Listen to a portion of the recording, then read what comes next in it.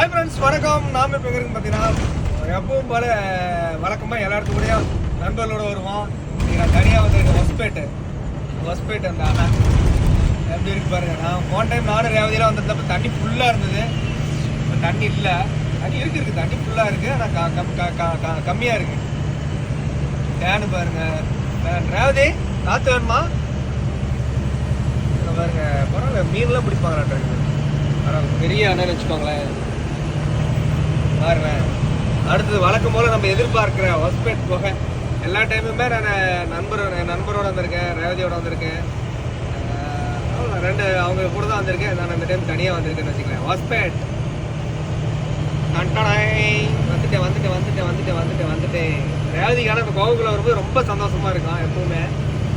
ஆனால் எத்தனை தடவை வந்தாலும் அந்த குகைக்குள்ளே போகிற சுகம் இருக்கு, தனி சுகம்தான். எப்படி சொல்கிறது, இந்த மாதிரி ரெகுலராக வரத்தானே போகிறோம். வேறு எப்படி இருக்குது, வேறு லெவலா சூப்பராக இருக்குல்ல, அருமையாக இருக்கு பாருங்க.